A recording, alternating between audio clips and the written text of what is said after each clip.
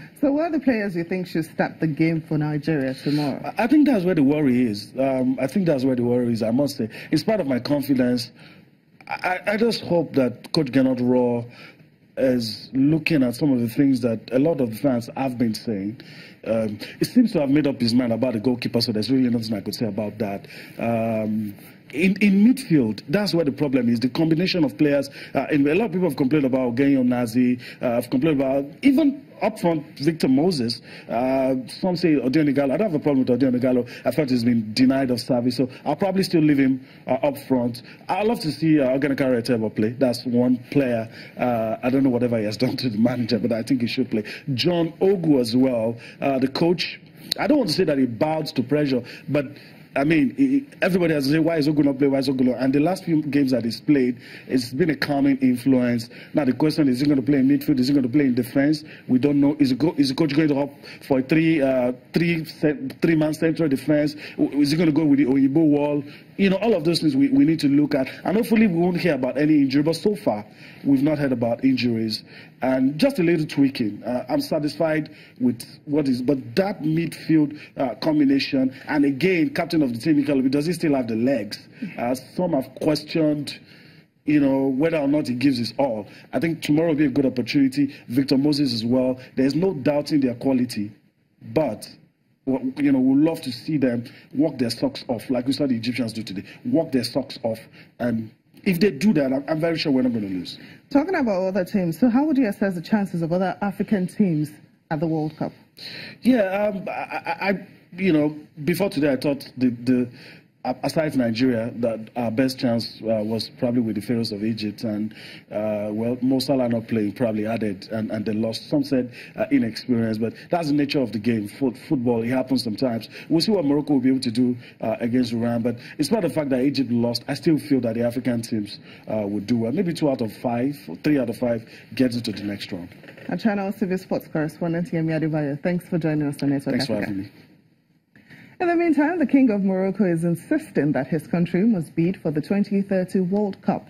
This follows the announcement from FIFA on Wednesday that the North African nation had lost out to the United States, Canada and Mexico's joint bid to host the 2026 event. By the time the 2026 finals take place, Africa will have hosted just one of 23 World Cups, while Mexico alone will have staged 3 separate tournaments. The 2010 finals in South Africa only came about after FIFA specifically introduced a rotation system in 2001. Some African football delegates are now keen for FIFA to reintroduce a rotation system for World Cup hosting after Morocco failed to land the 2026 World Cup. Away from sports in North Africa, forces under Libyan commander Khalifa Haftar say they are close to taking the final eastern holdout of Dinar. According to them, they now face just a few dozen remnant fighters who have deployed snipers and planted explosives to ward off inevitable defeat in the battle for the coastal city. Seizing Dinar will complete the takeover of Libya's east by Haftar, who built up his Libyan National Army during a 3-year campaign for Benghazi, Libya's second city.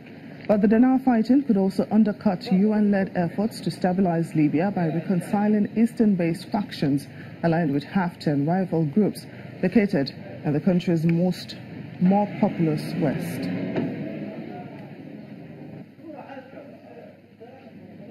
An Al-Qaeda affiliate in Mali has released a video of a French aid worker and a Colombian nun kidnapped in separate incidents in 2016 and 2017.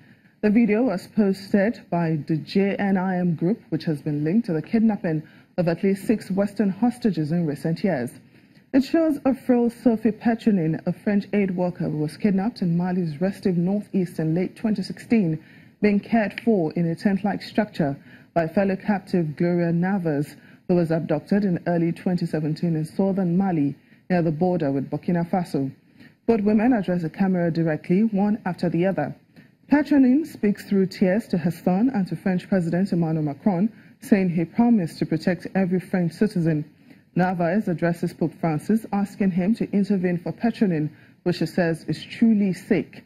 French civilians have long been favored targets for kidnapping by criminal and Islamist groups in the arid West African region, partly owing to perceptions that the French government is prepared to pay ransoms to secure their release. Let's take you to Uganda, where Simon Abayo is working to promote beekeeping as a profitable venture for farmers.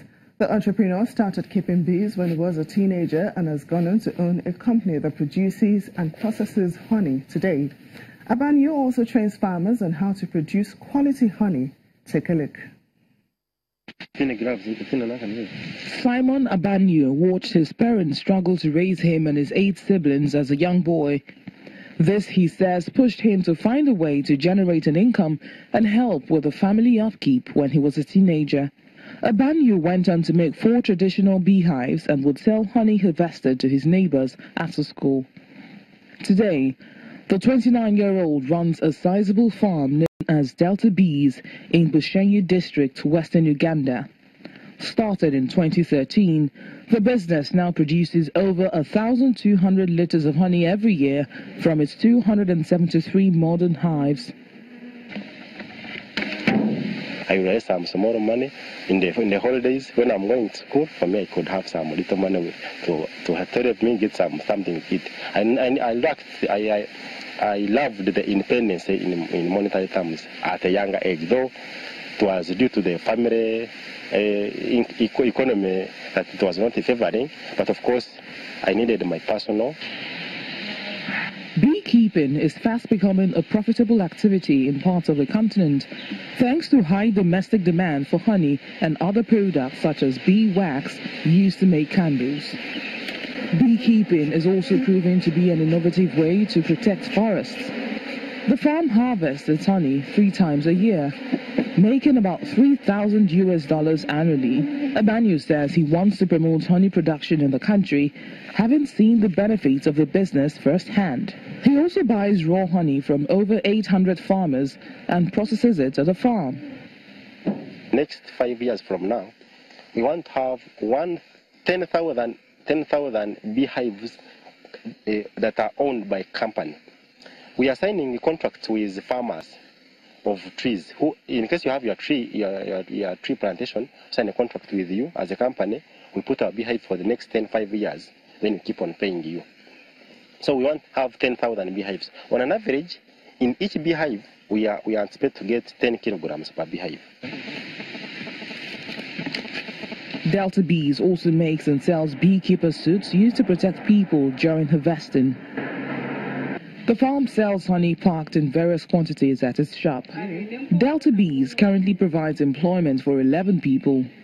Fiona Kefeza is a saleswoman at the farm shop. I had no clothes to put on, but as of now, I say I can get money and I buy clothes, I buy what I can even help my mom if they at home. So even then some part of my money, I do save it as it will help me to continue my studies.